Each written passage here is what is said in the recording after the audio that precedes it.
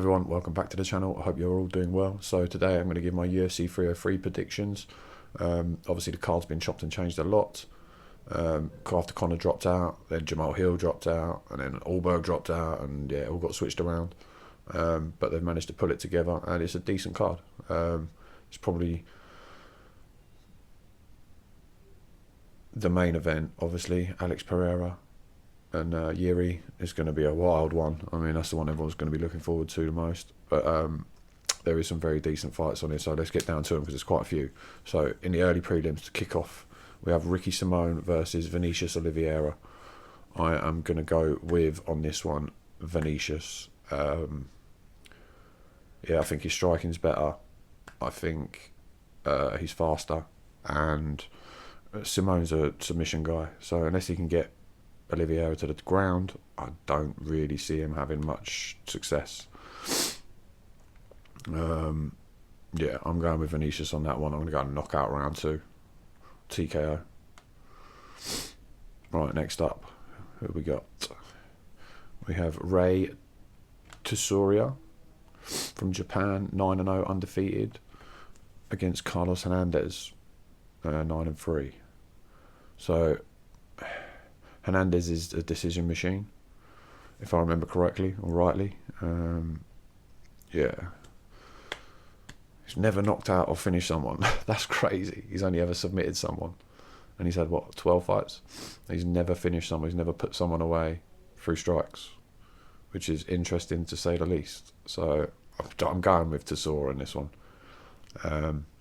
Got 50-50 through sub and KO ratio.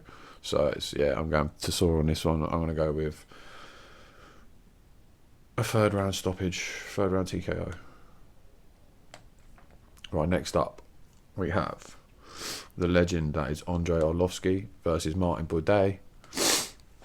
Arlovski's been around forever. Sorry about all the sniffing. I suffer from hay fever. The weather's been really good in the UK at the moment, and yeah, it's just battering me.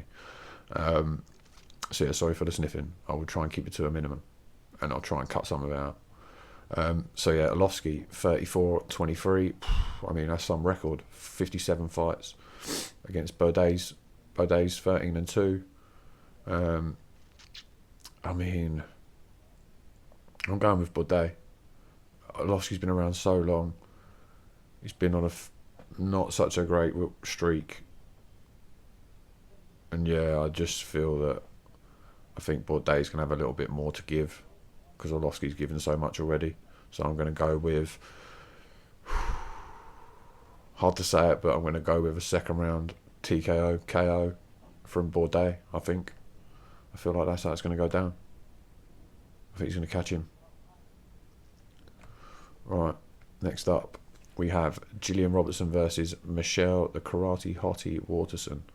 I mean, she's a very lovely looking lady. Her record's not too lovely looking though. Neither's Gillian Robertson's, to be fair. 18-12 for Michelle and 13-8 for Gillian. For me, this is a 50-50 fight. They could beat each other on their best days. So it depends who shows up, in my opinion. I'm going to go with Michelle Waterson. I feel like she's a sniper. She's more of a finesse striker, and her karate background and stance does play well into trying to keep someone off you, that like Gillian, who likes to get it to the ground. So yeah, I'm going to go with Michelle Waterson. I reckon she can outpoint Gillian. I reckon I'll go to a decision. I'll go with unanimous. First up, we have Peyton Talbot versus Yanis Gehimori. This is the first fight on the prelims. Bantamweight, 8-0 for Talbot, 12-2 for Yanis. It's a tough one to call as well, I think. I'm going to go with the undefeated guy, Peyton Talbot. I think he's probably got more to offer. I've not seen Yanis fight too much, if I'm honest. And yeah, he's a decision guy. So yeah, I'm going with Talbot on this one. I'm going to go with 3-round decision. Next up, Charles Jourdain versus Jean Silva. Charles sits in at 15-7. Silva sits in at 12-2. I'm going with Jourdain on this one. I like his fight style. He's exciting. I mean, Silva can bang. But I don't know. I just feel like Jourdain's sort of coming into his own right now. He's had some good fights recently. And yeah, I'm going to go with Jourdain. I'm going to go with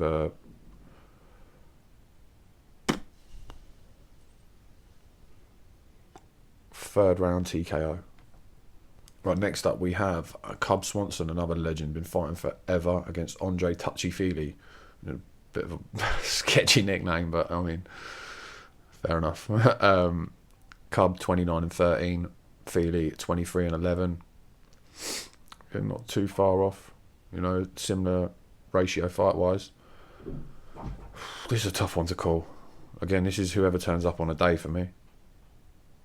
It really is whoever turns up on a day for me. The stats are so close, so I'll just read these out because this is how close they are. 46% Cub Swanson to Andre Feely's 45% KO TKO ratio.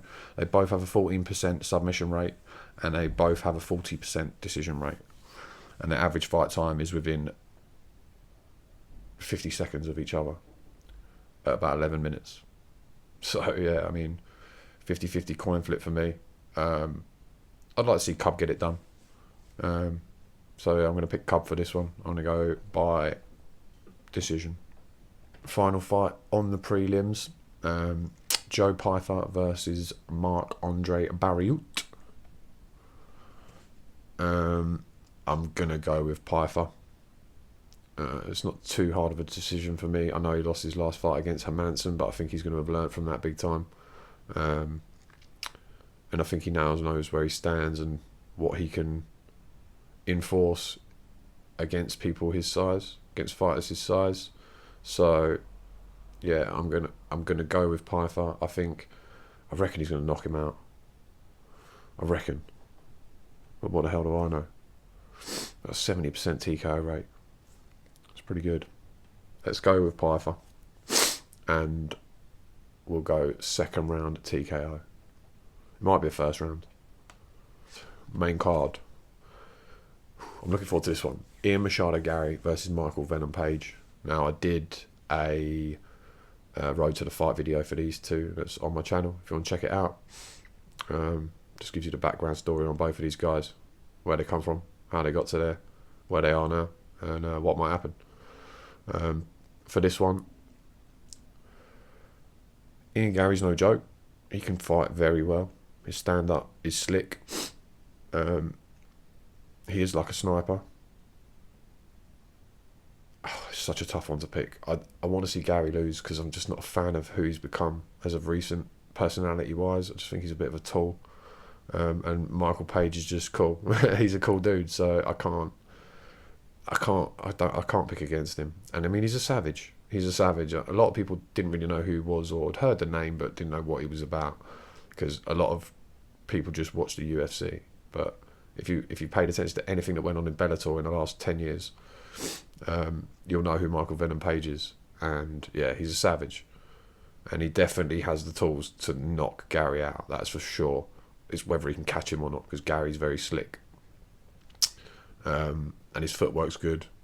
He's good notion of range, and yeah, it's going to be a tough fight for both guys. And it's either going to be what I'm hoping to expect is complete fireworks, bouncing in and out, going for that knockout kill, or it's going to be a touchy on the range, you know, like little feints here, little feints there, and no one really doing too much until they can try and open each other up to land that killer strike, because that's what they're both about. Feint, open up that guard somehow, and bang. But yeah, we'll see. It's going to be a very interesting fight, and I would like to see Garry get schooled, because I think he deserves a little bit of humbling. I imagine most people would agree with me. All right, so we're going to go. I reckon it'll probably go to a 3-round decision in Page's favour, unanimous. But saying that, I'd like to see him knock out, so I'm going to put it on the line and say knocks him out in the second round. Next up, we have Mario Bruno Silva versus Macy Chiasson. I'm going to go with Mario Bruno Silva. If she can get her to the ground, she can get Chiasson to the ground, it's all over. Because her ground game is blinding. So, yeah, I'm going to go with Bruno Silva on that one. I just feel like her ground game's much better. And I feel like she's going to want to get her to the ground ASAP. And when she does, I think it's going to be an early night for Macy Chiasson. I'm going to go with second round submission. Bruno Silva. Right, next up, the fight has been changed a few times now. Anthony Smith versus Roman Dolidze. So originally it was Jamal Hill versus Carlos Ulberg for the co-main. Jamal Hill dropped out. So they've replaced him with Anthony Smith. Then Ulberg dropped out. So they replaced Ulberg with Roman Dolidze. So now we have a completely different fight. Anthony Smith versus Roman Dolidze. Anthony Smith said he wasn't going to take short notice fights as of recent. I mean, he's coming to the end of his career recently that he weren't going to take any more fights at short notice. This is pretty short notice. And then there's a change of opponent as well. So, yeah, I mean, it's a bit of a mess, to be honest, this fight. I think he took it in the sense that he was going to be on the co-main at the UFC 303 against Ulberg, who Jamal was going to face. So if Jamal beat Ulberg, then, you know, they were going to push Jamal again for a title fight. So I think that's what Anthony was hoping. If he could beat Ulberg, then well, like, push me there instead. And now he's ended up with Roman Dolidze, which isn't the... I mean, they're both not massive names. It's a risky one. Dolidze's a beast. Anthony won his last fight. So, I mean, he's back in winning ways. I don't know how to call this one. I really don't. Every time I pick against Anthony, he wins. Every time I pick him, he loses. I'm going to go with Anthony Smith. I'm going to go second round submission. I reckon he's going to get him to the ground, get him down, choke him out. Second round submission. Right, for Anthony Smith. Right, next fight, co-main event, Brian Ortega versus Diego Lopez. Now this one could be a wild fight. Brian, we all know, Ortega, Mr. Triangle City, the submission guy. I mean, Diego's on fire at the moment, but Ortega is top of the food chain. So I'm going to go with Diego just because he's on a streak, man. And he's been smashing people. And yeah, he's just been smashing people. I feel like he's just on a run. I feel like it's his time. So I'm going to go with Diego Lopez, second round TKO. If Brian can get it to the ground, Diego's probably in a bit of trouble because the ground game of Ortega is phenomenal, but it's getting him there, man. Brian can't always get the opponent to the ground, so yeah, I'm going to go with Lopez because of what a run he's on, and he's just been smashing people. Next up, main event, Alex Pereira versus Jiri Prochazka. Now, I've done a road to the fight for this fight as well, so check that out on my channel if you enjoy my videos. I'm going with Pereira. He's just a monster. And I feel like he's even better at 205 because he hasn't got to cut all that weight. I know he's still got to cut loads of weight for this one, like 22 pounds, I think they were saying. But I just feel like at this weight, he is a beast. And I feel like his technical proficiency that he has is way above Yuri's. Yuri's wild, unorthodox, coming in from all sorts of angles, but I just feel like you can't fight like that against Alex Pereira because his fundamentals and his kickboxing is so good that it just takes that little left hook, vroom, and you're gone. We've seen it numerous times now. He hits people with that left hook, we're coming in, and that's just the last thing they see.